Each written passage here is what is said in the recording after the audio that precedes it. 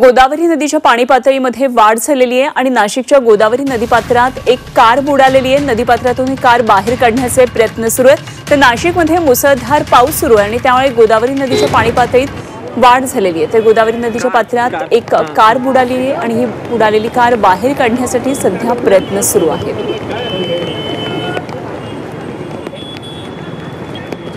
तर नाशिकमध्ये सध्या मुसळधार पाऊस सुरू आहे। सर्वदूर जिल्ह्यामध्ये पाऊस आहे, शहरामध्ये सुद्धा पाऊस आहे आणि जिल्ह्यामध्ये ज्या वेगवेगळ्या लहान मोठ्या नद्या वाहतात त्या गोदावरी नदीला येऊन मिळतात आणि त्यामुळे मोठ्या प्रमाणात गोदावरीचं आता सध्या पूरस्थिती अशी निर्माण झालेली आहे। मोठ्या प्रमाणात पाणी गोदावरी नदीमध्ये सध्या वाहत आहे। हा प्रवाह अत्यंत वेगाने नाशिक शहरामध्ये दिसून येतोय आणि अशा या पाण्याच्या प्रवाहामध्ये एक कार बुडालेली आहे आणि ही कार गेल्या काही तासांपासून तशीच अडकलेली आहे। ही कार पूर्णपणे दोरखंडाने बांधून ठेवलेली असल्यामुळे पुढे वाहत गेलेली नाहीये। मात्र स्थानिक प्रशासनाचे आणि तिथल्या स्थानिकांचे प्रयत्न सुरू आहेत ही कार बाहेर कशी काढता येईल यासाठी। आणि एकंदरीतच या संपूर्ण परिस्थितीचा आढावा घेतलाय आमचे प्रतिनिधी सागर गायकवाड यांनी। आज पहाटेपासूनच नाशिक शहर परिसरामध्ये मोठ्या प्रमाणात पाऊस झाला। याचा परिणाम गोदावरी नदी पाणी पातळीत वाढ झाली आहे।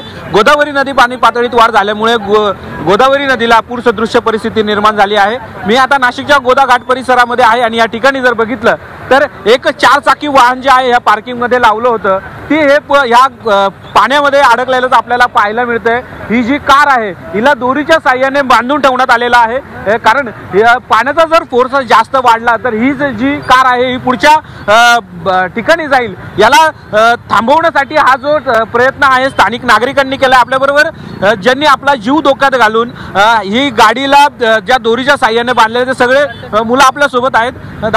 ओनर तर तिकडे समोर आहे, पण सध्या ते गाडीचं पातमान एवढं होतं म्हणून आम्ही ते एकदम पॅक बांधून ठेवलेली। कशी बांधली? काय दोरीने बांधले?